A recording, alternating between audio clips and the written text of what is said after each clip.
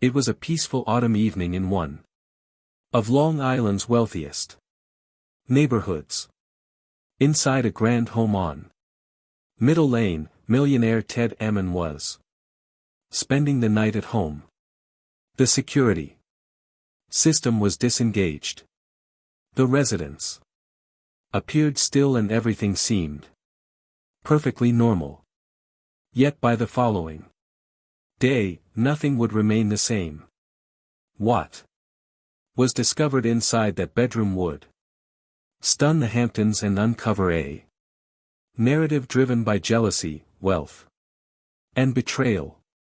This was not a matter of unfortunate chance. The truth was far closer to Ted than anyone wanted to imagine. Robert Theodore Ammon, known to nearly everyone simply as Ted, was born on August 30, 1949 in Pittsburgh, Pennsylvania.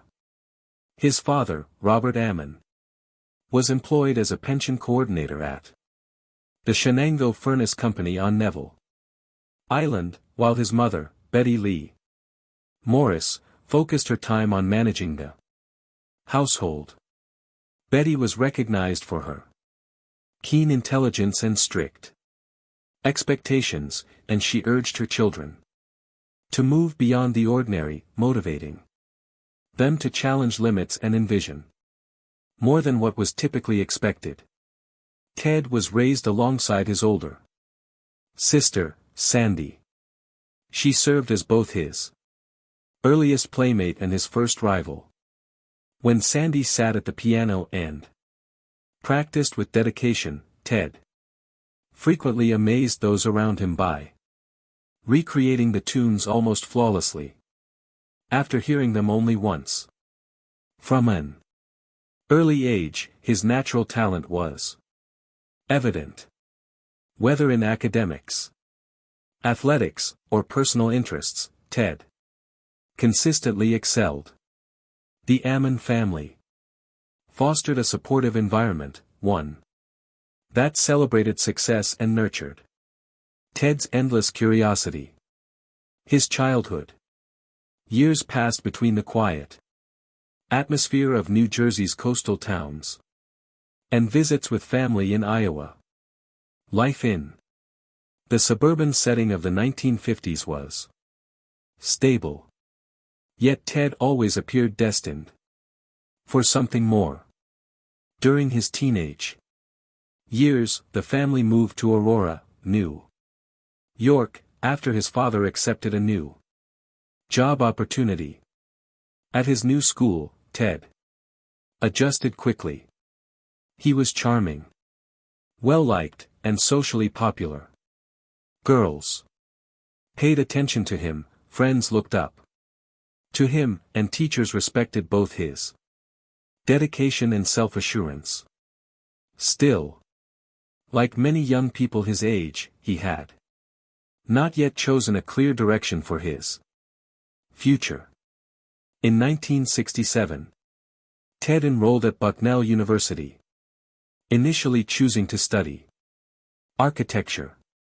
Before long, he realized his interests lay in a different field, and he switched to economics, earning his degree in 1971. His time in college was defined not just by coursework but by leadership roles. He became a member of the Phi Gamma Delta fraternity, played varsity lacrosse, and was elected president of the student body.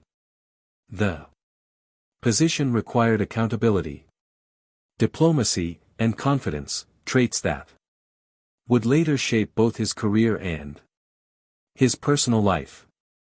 After graduating, Ted entered Bank of America's executive training program. His keen mind propelled him faster than most of his peers. Remarkably, without ever attending law school, he studied on his own and passed the New York bar exam on his first try, an impressive feat that highlighted both his discipline and intelligence. It was during this period that he met Randy Day, an equally driven professional. The two were married in 1973, beginning their life together with hope and optimism for the future. Their careers soon led them overseas, and they spent several productive years in London, where they earned strong incomes and advanced professionally. Life in London was demanding but fulfilling. Eventually, they returned to New York, where their ambitions continued to expand. However, success often demanded a price. Extended work hours, constant travel, and the unrelenting pressures of their careers slowly weakened their relationship.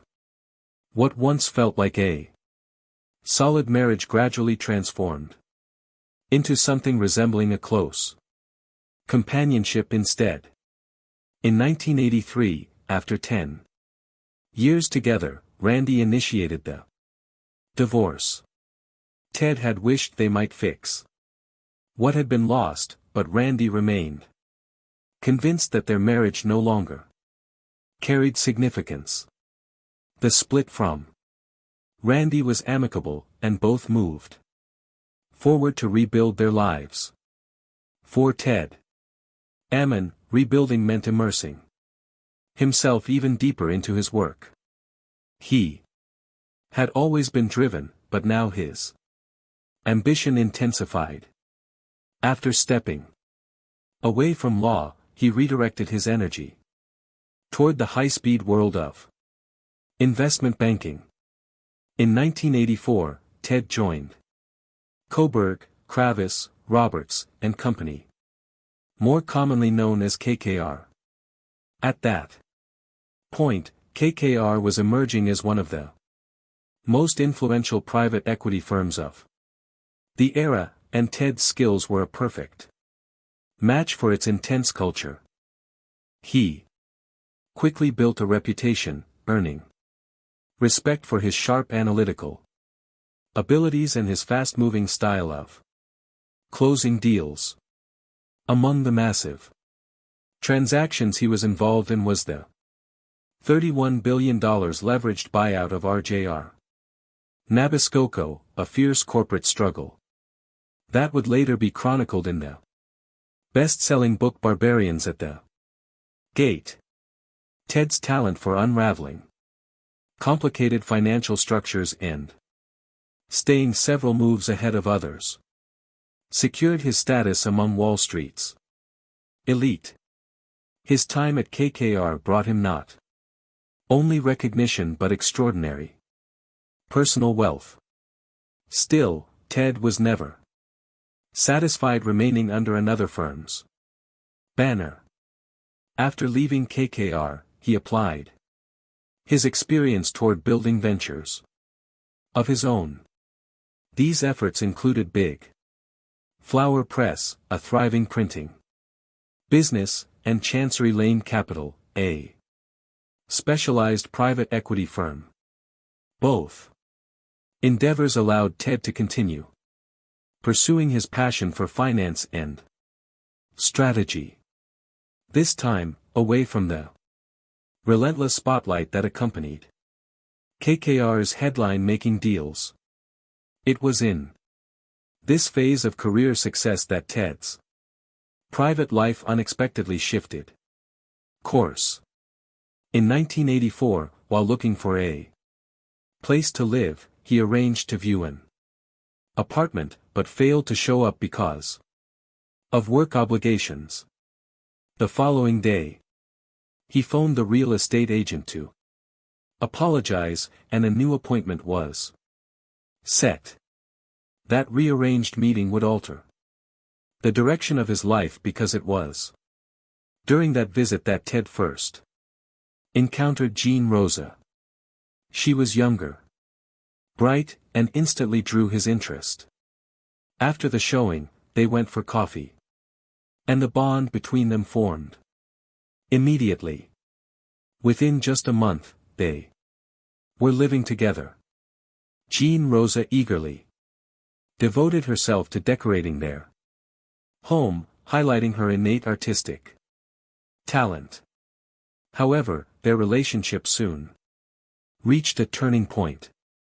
Jean Rosa wanted marriage, while Ted, still recovering from his recent divorce, was unwilling to make that commitment.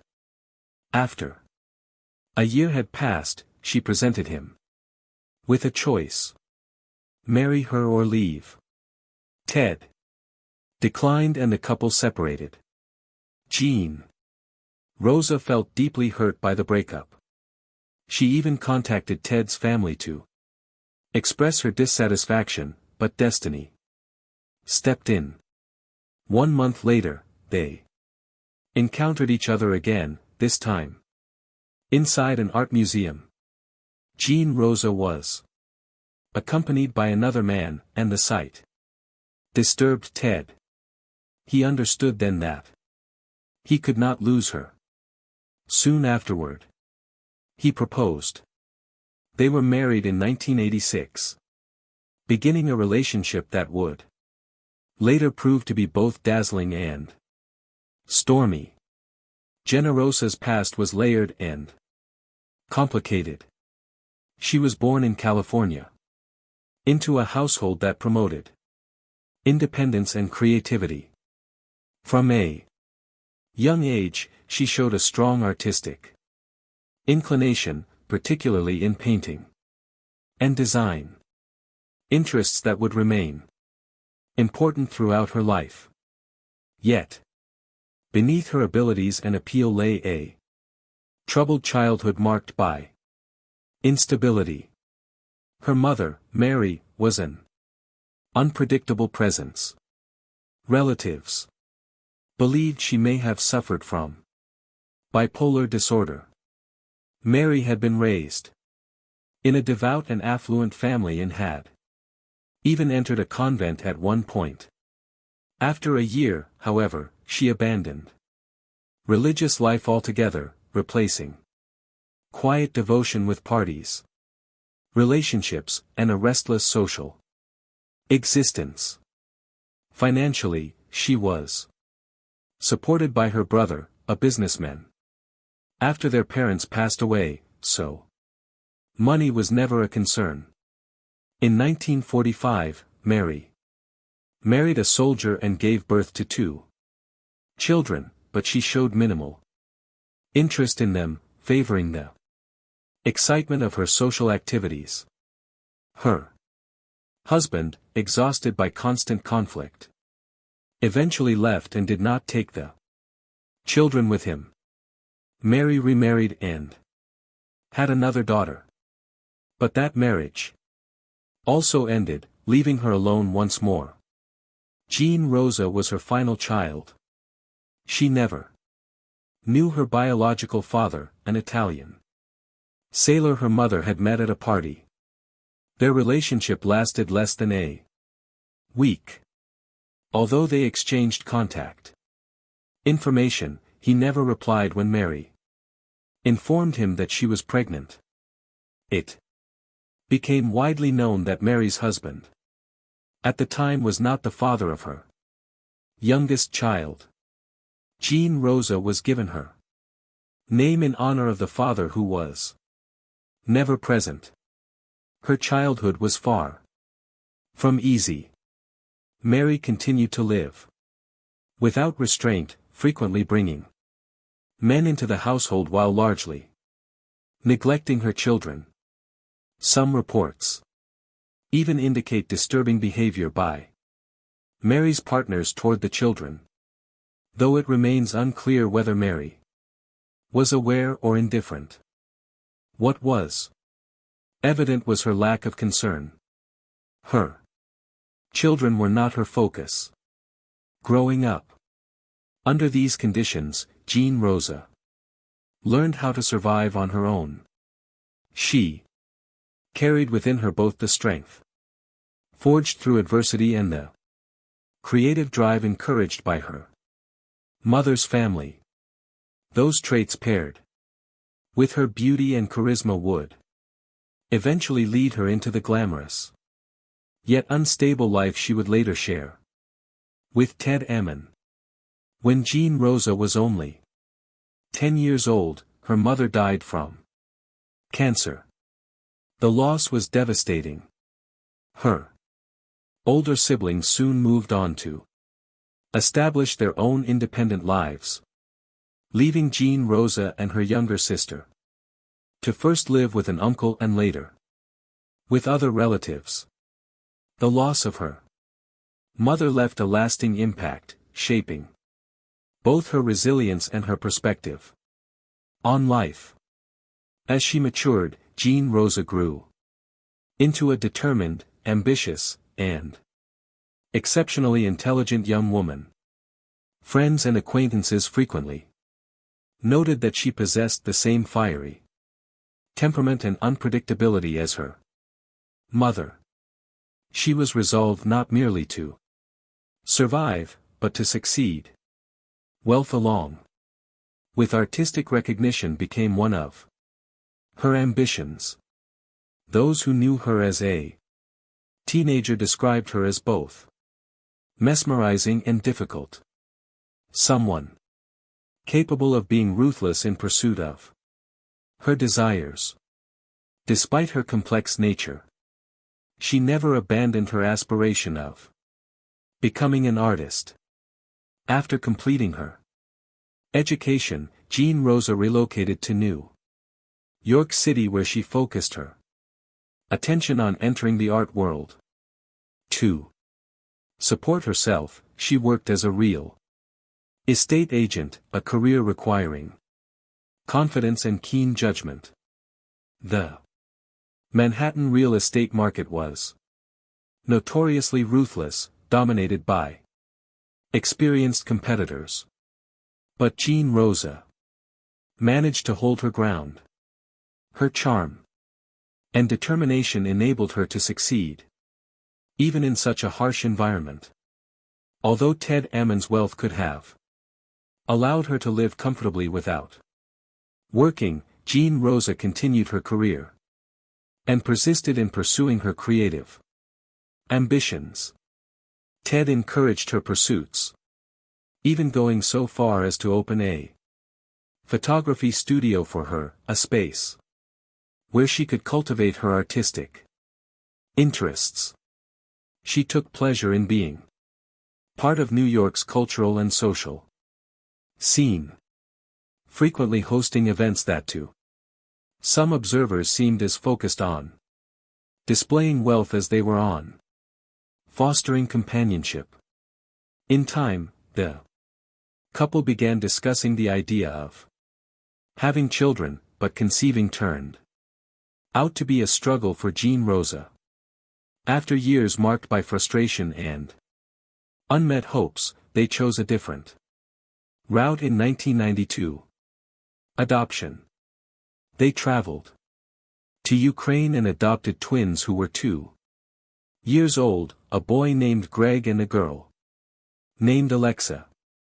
By that point, Ted had accumulated approximately $50 million through his business ventures, and life for the Ammon family was one of complete comfort. Greg and Alexa were raised amid privilege. They attended prestigious schools, were given every opportunity that money could provide, and grew up on a sprawling estate in East Hampton that Ted and Jean Rosa had designed and built themselves. From the outside, the family appeared flawless. Inside the household, however, tension was ever present. Jean Rosa was often argumentative, quick to anger, and difficult to satisfy. In the early stages of their marriage, Ted managed her temper with patience. But as time passed, the burden became increasingly heavy. Generosa's moods frequently shifted into spiteful or sarcastic behavior, and she often mocked Ted by comparing him to men who possessed even greater wealth than he When Ted proposed counseling, she rejected the idea outright. Her jealousy was another persistent problem within their marriage. She obsessively tracked her husband's movements, read his messages, checked his phone, and confronted him whenever she suspected even the slightest hint of unfaithfulness. If Ted showed interest in other women, or if she believed he had, her responses were volatile, marked by rage and emotional explosions. By the late 1990s, Ted began confiding in friends and relatives about the possibility of divorce. Their marriage had grown increasingly poisonous, and the arguments were intensifying. In 1999, the couple relocated to Surrey, England, where they purchased a manor known as Coverwood. The move was intended to serve as a fresh beginning, an opportunity to repair their relationship in a new setting and provide stability for the twins.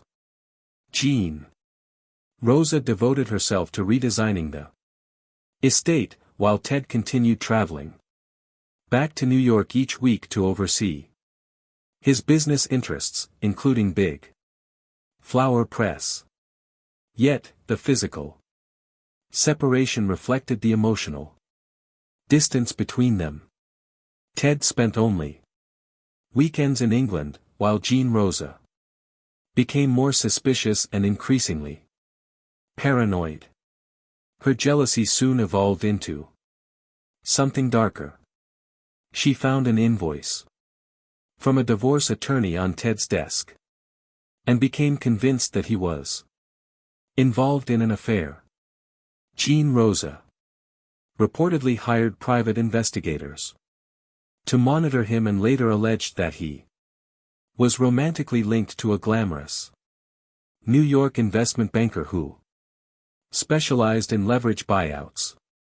She even accused this woman of bearing Ted's child, a claim that was never proven. In 2000, Jean Rosa initiated divorce proceedings. She demanded half of Ted's fortune, valuing it at $300 million. Even though his true assets were closer to $100 million. The legal fight quickly turned hostile. Jean Rosa returned to New York with the children, and the couple began living apart. Later, reports suggested that during this period, she manipulated the twins against their father, making visitation more and more difficult. The divorce proceedings dragged on amid constant conflict, with Jean Rosa disputing every detail and accusing Ted of concealing his real wealth. Despite this, she was far from impoverished. Ted supplied her with a Manhattan property to renovate, along with significant child support payments. Still, in Jean Rosa's view, it was never sufficient. During the renovation of the Manhattan townhouse, Jean Rosa Ammon encountered a man who would alter everything. Daniel Pelosi. Daniel was a contractor, a jack of all trades who handled electrical and general maintenance work despite not being a licensed electrician. At 38 years old, he was 7 years younger than Jean Rosa. From the outset, Ted disliked him, particularly because Daniel spent time around Greg and Alexa. For Ted, it was not merely jealousy. He viewed Pelosi as a dangerous influence near his children.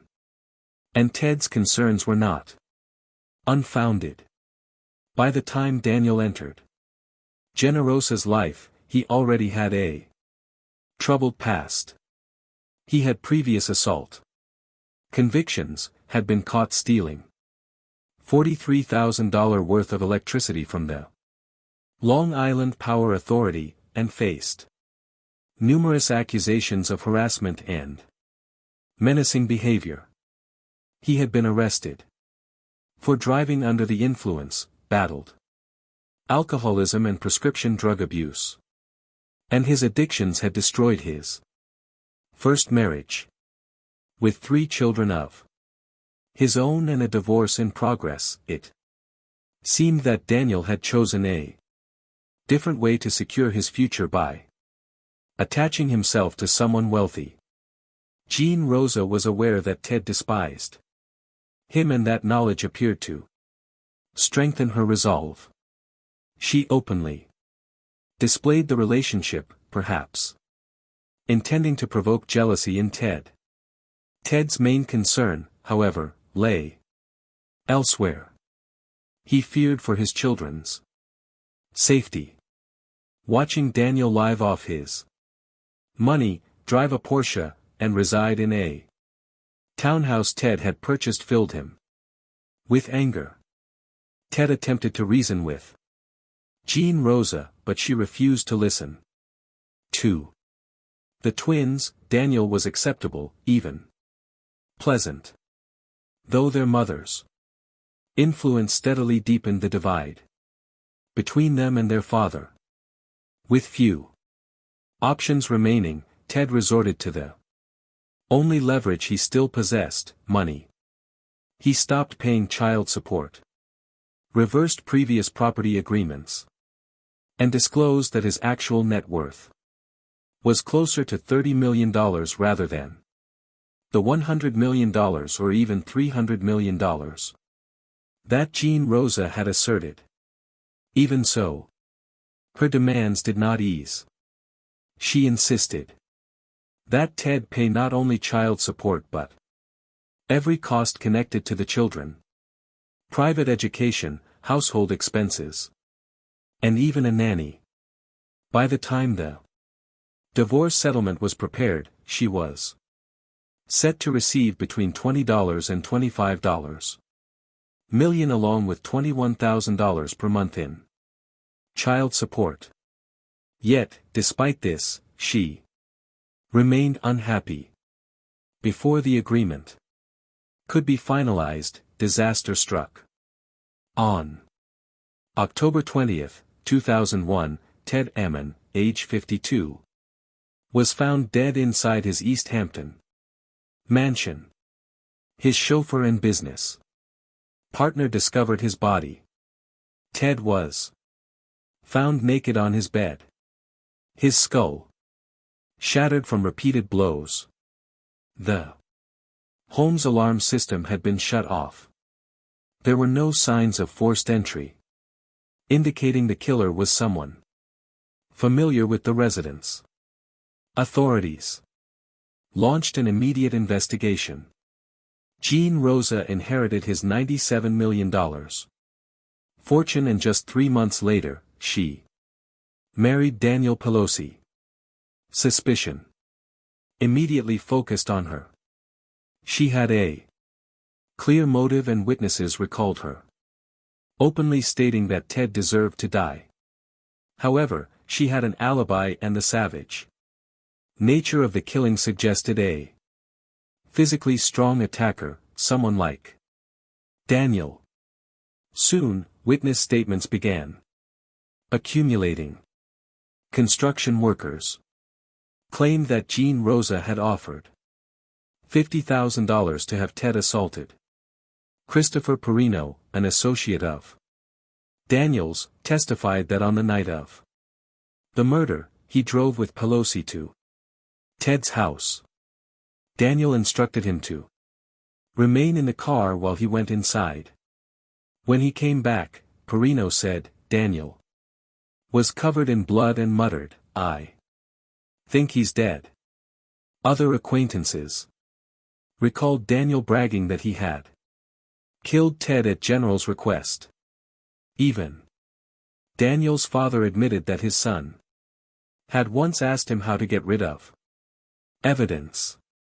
Despite these incriminating Statements: investigators uncovered no physical evidence linking him directly to the crime.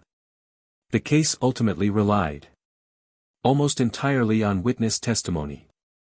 At the same time, Jean Rosa herself was facing a grim struggle. She had been diagnosed with advanced breast cancer.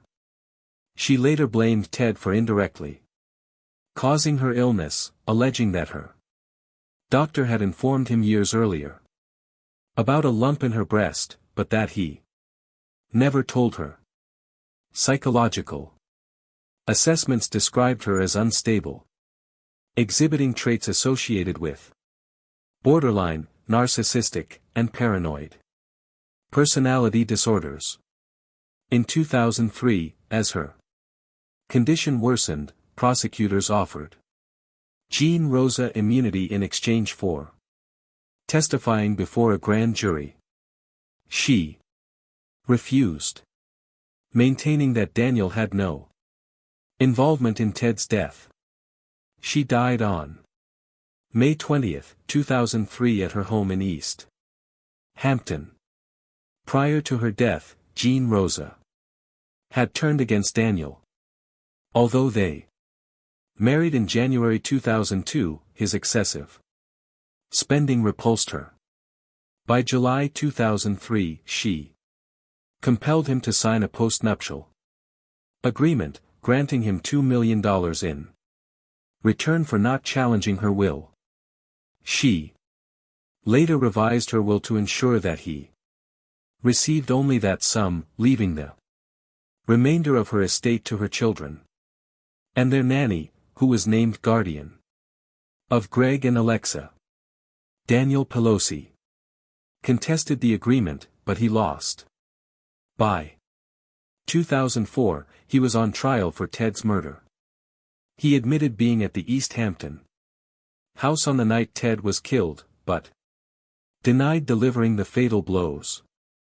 Instead, he placed the blame on Jean Rosa, claiming she had planned the crime. Witness after witness told jurors that Daniel had boasted about carrying out the murder himself. On January 25, 2005, Daniel Pelosi was convicted and sentenced to 25 years to life in prison. Jean Rosa was never officially charged. She had died 2 years before Daniel received his sentence. Her legacy, forever intertwined with the killing that destroyed the Ammon family. Custody of Greg and Alexa was granted to Ted's sister, Sandra Williams. She stated that she could offer the loving and stable home her brother would have wanted for his children. Years later, in 2012, Greg and Alexa, then young adults, co-produced a documentary titled 59 Middle Lane, named after the East Hampton home where their father was murdered. In the film, they confronted their history, tracing their origins back to Ukraine and revisiting the house that had once been their family home. Today, both siblings are in their 30s. Greg pursued a career in film while Alexa chose a more private path. They speak fondly of their father, describing him as compassionate, generous, and the steady foundation of their childhood. Their memories of their mother are more complex. A blend of admiration for her intelligence and charm and acknowledgement of the turmoil and destruction she brought when Daniel Pelosi entered their lives. Despite everything they have carried on their father's legacy, finding stability while living in the shadow of tragedy. If you found this case fascinating, don't forget to like the video and subscribe to the channel. We post crime case videos every night. Until next time, stay sharp, stay vigilant.